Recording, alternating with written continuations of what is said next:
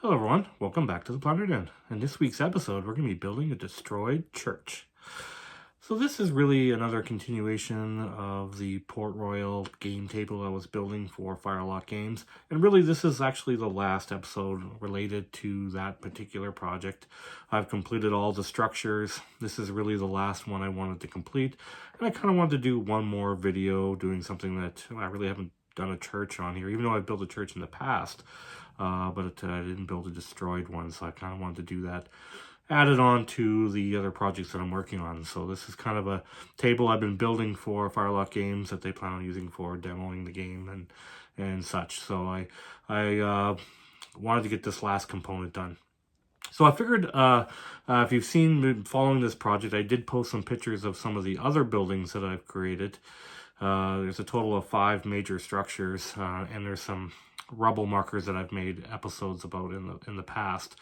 I just wanted to kind of review some of them real quickly here, and I'll show off some of the ones that maybe you haven't seen if you haven't been following the pictures I've been posting on Facebook and other areas, on Instagram, on the Plunder Den. That I'll just show you them now so you can see all the different components. At the end of this video, I do a pass through the entire game table all set up, as I usually do. And you can see them all in together on the game table itself. In the last episode, we actually built that game table. All right, so let's take a look at some of these buildings. So you've probably seen these ones already before. This one is I'm going to call it the Market. And it's this blue building that people really liked. And I did show it off in that last episode just briefly. So that was one of the structures I built. This is the first one I built in the series of videos. It's kind of like the bar. They had a lot of like bars or taverns and those kind of things going on in Port Royal. So it's kind of a building. But you know what? All these buildings could be used for all sorts of things. It could be used for a fantasy setting. So these can apply to a lot of different games, not just Port Royal. All right, so then some of the new ones I built. This is actually kind of like a living quarters or a connecting building. It actually connects to the previous building. So let me just get that over here. And you can see there's a walkway here, and I connect these, when they're on the game table, they connect together. That way you can play right through it. Kind of wanted to have some more elevations on this game table and able to walk through the upper levels of the buildings and not just street level or underneath them. So a lot of thought went involved into gameplay and make it more interesting and more exciting. So anyways, that was the other building I built. You see there's a playable staircase. You got 3 levels on this one. It leads up to that walkway, which goes over to the other building over there. So that's one of the other buildings I built. And this one, I posted a lot of pictures of this one. It's kind of I wanted to have a government administration building. This one's really heavily inspired by a structure I saw in Pirates of the Caribbean, the movie set. They actually had this kind of building, administration kind of building. So I kind of wanted to have some kind of government structure. So this is it right here. Look in the back here. It actually it's actually side by side with this building here, the Market. And it's kind of got portions of the Market's pillars on the one side here. So it's on the game table. They're kind of connected to each other. So you take a look inside here. You also got, well, really 3 levels because you can go right to the top here. And then you got this other floor. You can shoot through the flag, the ripped, destroyed flag, the Union Jack there. And then we got, you got your main floor here. Kind of wanted to have a little more damaged front door to this one as the tsunami came in and destroyed some of these doors. And I kind of really made a lot of these really open in the back, easy to play inside. Gameplay was really important. Again, all these stairwells will fit the miniatures easily, and that's kind of what I really want going on in there. All right, so that's that one there. And then of course you know what, I'm just going to show you just quickly the rubble markers. And I did a whole episode on building these, and I kind of coincided, like this is the church, for example. I kind of put some of the elements from this rubble marker into the actual church itself. I know there's times in the game where structures there could be an event where a structure collapses, and this way they'll have rubble markers to replace them. So there's another episode I did in the past where I show you how to build those rubble markers. I think I did 5 or 6 of them or something like that on that episode. All right, so let's look at the one we're actually going to build in today's episode. Kind of went through a whole slew of buildings, but this is the actual church itself. So pretty well the front. I kind of wanted to make the front, mostly still there, so you can kind of see, identify what kind of structure it is. I did put a little cross on the top, but the back is where mayhem starts to happen. I kind of really trashed it up. There's a staircase you can go right up into the bell tower. I added a bell in there, which is in the rubble marker, and I kind of wanted to have that all connected in here. Again, really destroyed back door, and really this is your support beam that connects this whole thing together, but very playable inside. Kind of even made an altar in there inside right there. Yeah, lots of extra details into this. Kind of went with the kind of a stone floor, cobblestone floor, and I figured that would be in a church more than like the other ones have wooden planks. But anyways, this is what we're going to be building in today's episode. We're going to go build this church. All right, so that's all the structures that makes this project. I'm really excited. Next up for this game table is I will be sending it off to Miami, Florida, to Firelock Games, and I'm sure it'll get some good use and some gameplay. I made it very, very playable, so a lot of people have a lot of fun games on it. All right, so let's get down to the table. But before we do that, if you guys like what we're doing here in the Plunder Den, make sure you smash that like button and consider subscribing to the Plunder Den and get first-hand information when I start these kind of projects. All right, everyone, let's get down to the table. Let's start painting and let's start crafting.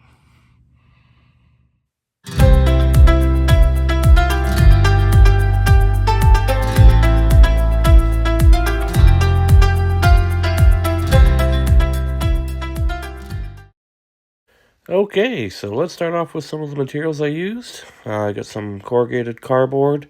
I got this from Amazon. You just buy just packs of sheets of it. We got some balsa wood, all sorts of different sizes here, for a lot of the framing of the windows and the house itself, the buildings. And these fatter pieces of balsa wood I use for stairs. Now why I use them is they're nice and lightweight. We got some insulation foam for bricks, ready board here, this dollar store foam board, and we got our egg cartons, the paper kind. It has a nice texture on them, good for making cobblestones. I'm going to make probably a cobblestone floor to the church. The coffee stir sticks, I like this brand here that I get from the Dollar Tree. They're really thin, and they're easy to cut. So let's go over to the game table. We got to build our last component here. Now, originally I was going to make a leaning building, but I decided I wanted to have some room for some plant life and rubble and stuff. And I kind of wanted this church to be off the back here, this little... It's kind of like a backyard, really. Probably leads to a cemetery or something in the back.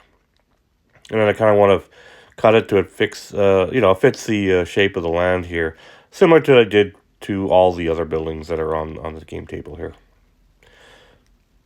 So I kind of just take the piece of dollar store foam board here, got a pencil out, and this is usually how I plan things out. I kind of just draw them right onto the board so I can kind of visually see where everything's going to be. And sometimes I change my mind as I go along. I kind of measured that tower, so it's big enough that I can put a staircase in it. And get the miniatures in it. So I had to, measure it out with one of my minis, kind of figured out how that's going to work. That was a tricky part because, I've never done actually stairs up a tower, and I wanted to be open so you can play in it, right? So it's kind of a tricky thing to do, but I figured it out, and we'll go through how I built it. So just going through some of the materials here, I also got those smaller matchsticks. Those are good for framing the insides of the windows. There's some stones and bricks that I got, and I'm going to use these to frame out these windows. Kind of make it kind of an old, like a rounded shape. It's a church, right? So and then one destroyed window on the other side. And that's kind of the two windows I'm going to put. I'm not going to put a whole lot of windows. There'll be some up in the tower. And then I just want these two support walls. So I figure out, like, fabricated on the side here with the bricks. And you can see I kind of just made a really hex pattern. I didn't put any stained glass or anything fancy in here. Just some basic shapes in here for this piece. And I just did mention there's a tinfoil ball there to put some texture into those that dollar store foam board. I took the paper off both sides because I want the texture to be on both sides. So this kind of makes it kind of weak, so we're definitely going to have to add a lot of coffee stir sticks and balsa wood to it to strengthen it. Kind of made the peak for the roof and kind of how I'm planning it all out to glue it to this base. So I've drawn it. Actually, you can see I've drawn the actual widths of the board right on that on the base as well, just so I know exactly how it goes. And I usually hot glue this component just because it dries faster. It's just easier to do it that way. The basic shapes, and then you can start adding supports on here. So this is our coffee stir sticks. Hit up all the corners. And it's kind of funny. I jump in this project. I start things and then I move on to other things. When I started building this, there really is no plan besides the little bit of drawing I did at the beginning. I just kind of build it as I go and see what I like. Now, I knew I had to put that big piece of balsa wood connecting the back to the front because I was going to have it torn through the center. I needed a really good support beam, so I got a really big piece of balsa wood and connected those two together. You can see how I just glued the walls in the back. Everything's in there. And I mentioned that I'm going to put some balsa wood on the inside corners too to add some more strength. So then I went to move on to, like I said, jumping around, moving to the tower, and kind of planning out how I wanted that. I knew I wanted to have a kind of a big window at the top and a nice large doorway at the front. I just kind of measured it all out. Again, this is trickier too because I took the paper off there. But once you start gluing all these things on there, you add a lot of strengths to it, like framing out the window, kind of made it kind of like a trim on the top. I put the brickwork around the doorway. So I'm building up strengths on these pieces because once you take those papers off, they're kind of thin, right? So then I got the other side. I figured out how to have it more intact on the front corner. I actually used a couple of dowels to give it more of a round shape too there on the front window. I didn't put that in the original supply list, but I did add that in afterwards. So then I'm kind of planning on where the floors are going to be and how far I'm going to need to use those steps.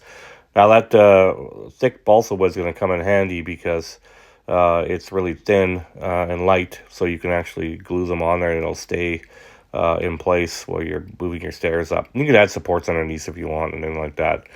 But you can see I started putting them in there. I just got some rectangle shapes. I measured the base of the Mini. Now, it's not as wide, so I do end up having to put some coffee stir sticks on there. And I realized I put that piece there to kind of give it a little bit of support, but also to measure where the floor is going to be. I kind of put my Mini up there to make sure they can look out the bell window, like it's the bell tower window. And then I just kind of, to keep it readjusting. I use white glue in here. I wouldn't use hot glue in this portion. It's a little tricky to get your hand in there, and with the hot glue, you're probably going to cause an accident. And you might bubble that foam. I'd rather just use white in here, white glue, and once it dries, that balsa wood sticks really good to foam board. So you can see I kind of made the stairwell. I kind of knew there had to be an opening on the back there so you can get your minis to crawl up and then a platform to stand on. I added these two corner pieces to kind of mimic the back of the building, so that's where the roof would sit. I'm going to have partial roof on the front side and partial roof on the back side, leaving it mainly open in the center, just so you can play through it, right? It has to have ease of play. Playability was super important in this. So here's our egg cartons. I cut a bunch out. I've done this before. I just use a pair of scissors, cut them out, and do these little oval shapes. And I just glue them in place with some white glue. This works good for, I use for the cobblestone roads, but definitely for the floor of this church, right up into the doorway. So the thing about gluing all these on, and I haven't put any black paint on the bottom, it warps it a little bit. So that's why I had to put the black craft paint on the bottom. And then that will counteract. It's just the glue that I put on those cobblestones there will actually kind of warp it a little bit. So the paint counterbalances it and makes it nice and solid and straight again once that dries. So I didn't like the way that it looked too straight on either side, so I added some little bit of chunks to the tower here, so it looks like there's parts of the wall still there at the top level. But I didn't want to put too much, because then you can't move your mini around in there, right? So it has to have playability again. That's what I'm testing out right now, making sure everything sits in there nice. Because if you can't stick your hand in there and it's not easy to play, then there's really no point putting the stairwell there, right?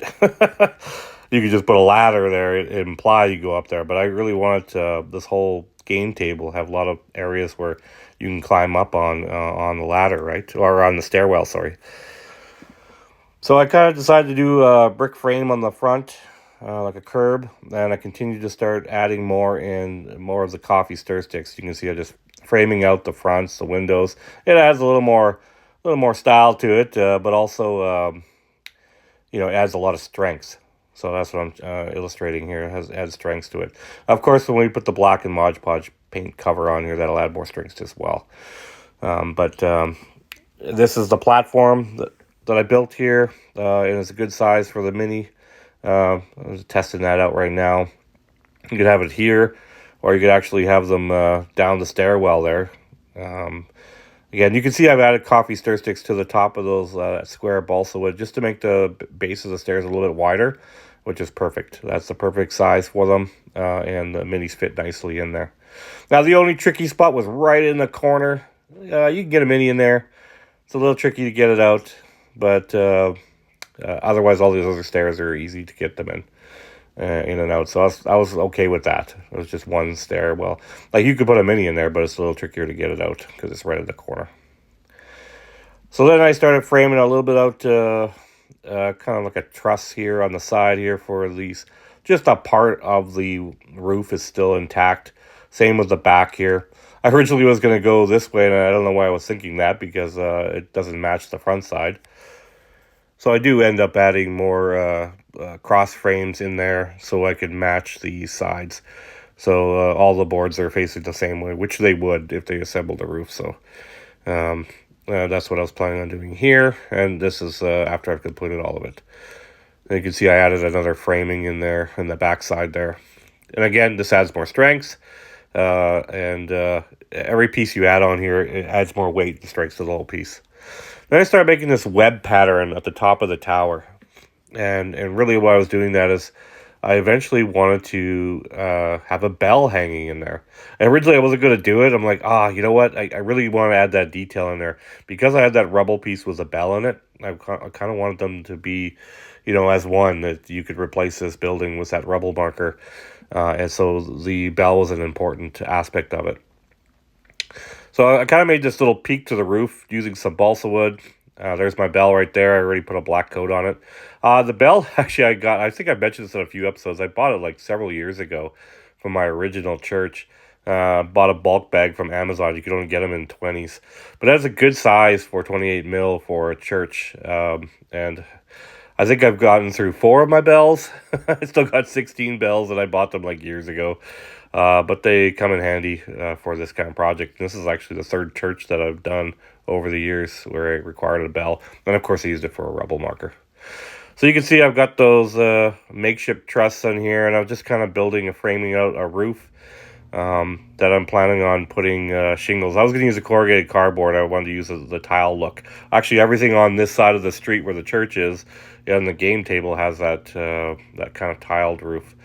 And the other side has more shingles. So I kind of wanted to match it. So I didn't fill in the roof all the way. You can see I left some gaps, some holes. So it looks more damaged. This whole backside's ripped off. And, just for it to look damaged, but also the ease of play. So this is that corrugated cardboard. This is what it looks like when you order it from Amazon. I don't even know where this comes from, but actually this is good. You get a whole bunch of, quite a few pieces in there. It's probably the most inexpensive one I could find on there. And I just cut them into strips and glued them on here. Now, obviously, I wish I had a little bit of a tighter weave on it, but it's not bad. It matches the other buildings. You can see that it's a little bit bigger. I probably would have made them a little skinnier if I did it again, but not too bad. So then I got my multi-surface black folk art craft paint mixed with Mod Podge, half and half, and we're going to cover this entire building and give it lots of strength now. This is after I've painted it all. And yeah, it's a little tricky painting it as it is, but I got through it. It's not overly tricky, especially when you're just doing one color. It wasn't a big deal.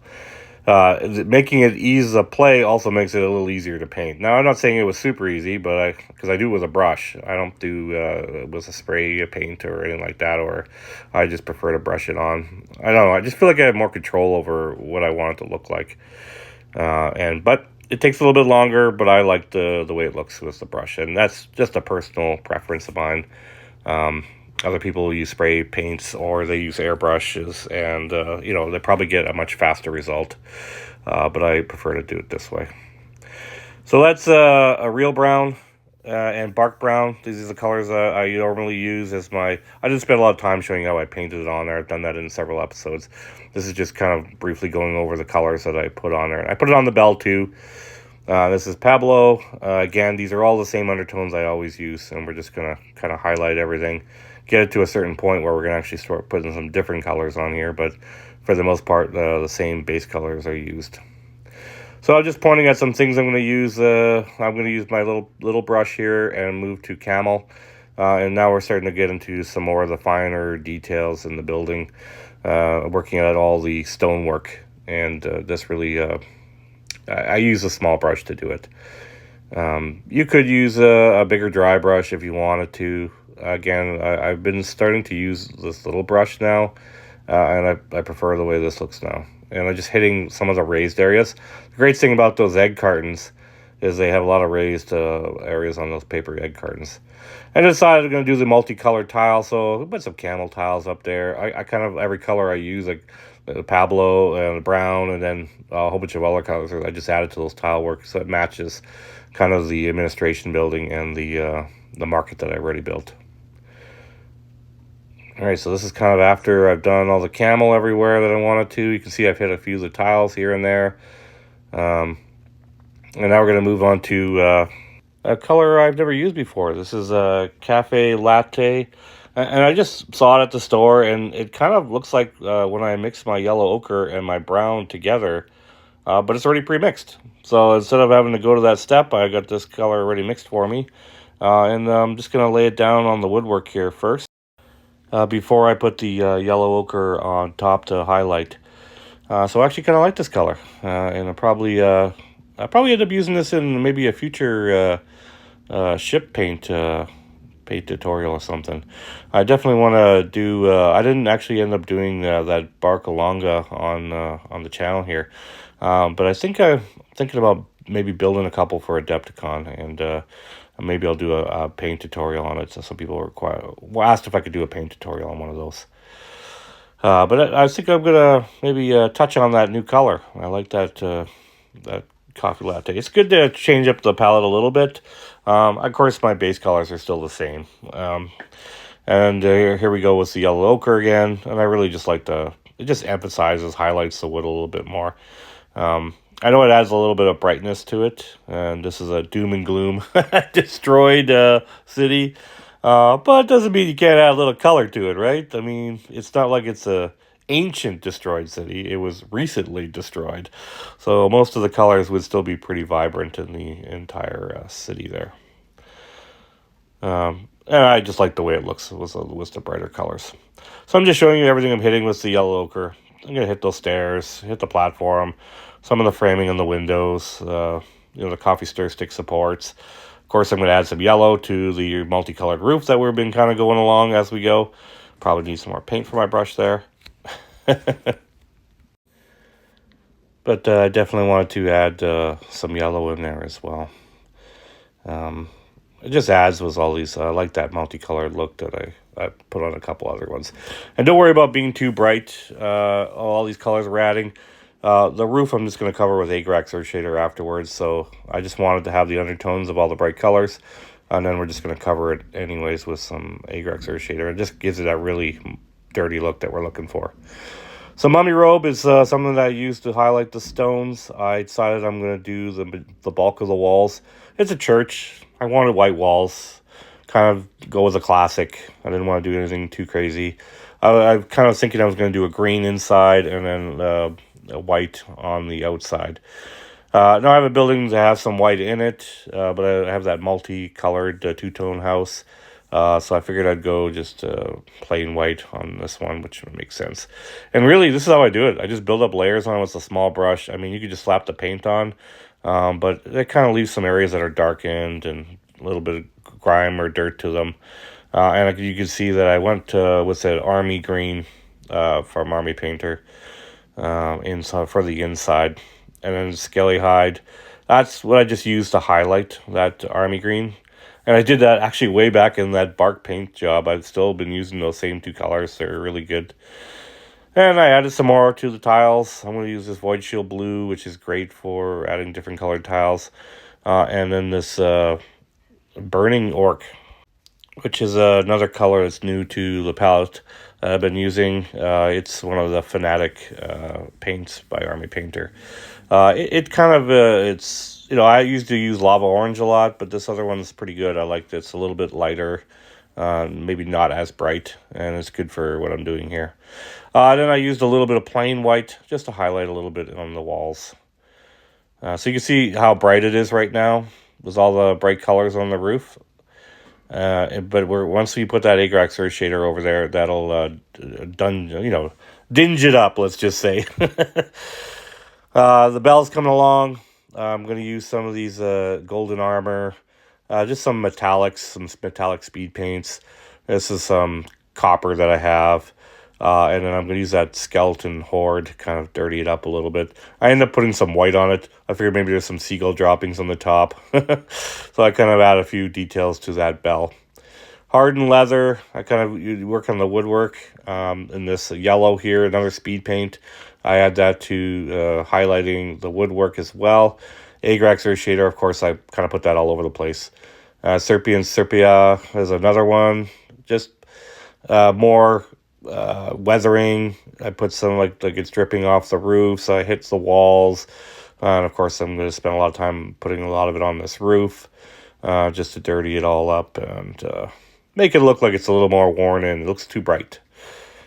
So this is after you can see how it really dulled it out, but it gives you that that nice color we're looking for. It looks more like a used roof, and it's just way too bright before. But I have to put those undertones in there.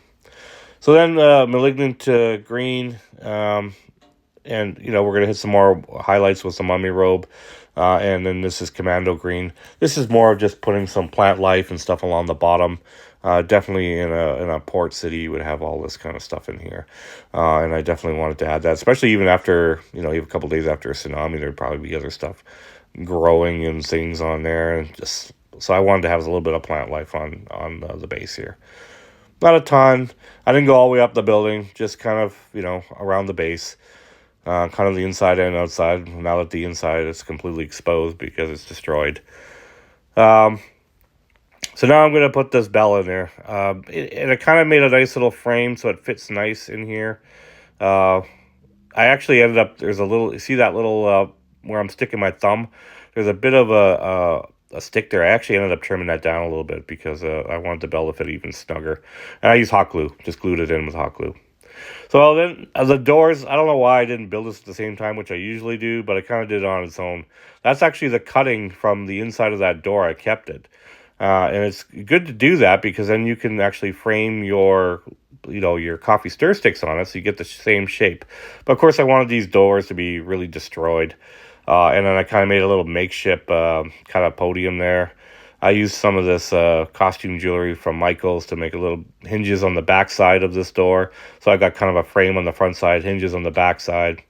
And I really wanted to paint these separately. That's why I don't really stick them in right away. It's a little easier to paint them separately and then just glue them in. And you can see a couple little cross detail on that, just to add a little bit to it. This door is partially broken open. The handles are actually, they're little bits from my Firelock game ship, but you could use beads and stuff like that. I know that I usually use. This is some of that resin flowers. I got this idea that maybe there's some flowers still left in the church. Most of it would have been washed away, but I figured maybe there was some afterwards that was put on here. I got a bunch of tufts from Huge Miniature. I'm going to add some dirt paste texture to the inside from Huge Miniature. It's a really good product there. And these are my favorite two colors to mix together. So there's yellowed grass and there's kind of like a field grass, and you just mix those two together. And you got a nice, I like the combination of the two. All right, so let's take a look at the finished project. The whole table's done. So we got, this is kind of our residential building. I know some people say, well, maybe it's a brothel. Well, maybe it is. I don't know. And we got a connecting bridge. There's an alley there. This leads into the bar. There's a bar down there, and it's removable. That's one of the first structures that we built for this project. So you can pull that out and play inside there. But again, the stairwells, these are connecting, so you don't actually have to get down to street level. That first building actually has 3 floors, which is really cool. This is the market over here, so you can play underneath it, but it's completely exposed on the backside. There is a balcony that you can shoot into down the city street from the other side when we get around the building here, and I'll show you.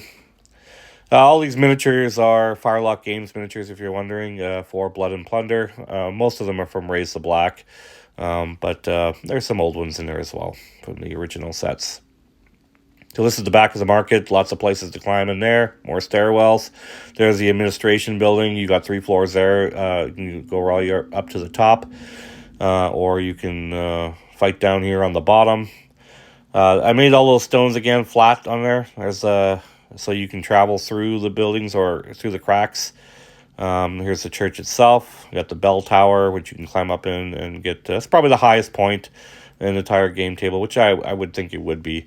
Some of the other levels are pretty close to it, but you got kind of this kind of graveyard backyard that leads in there. I could see like certain forces starting from the graveyard, and then maybe some people starting from the opposite side of the road, and then you kind of work your way through.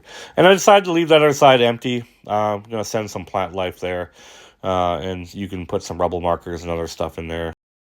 All right, let's wrap on this project. This was so much fun to build this. I hope you guys enjoyed these episodes. Thanks so much for watching, and I'll see you in the next one.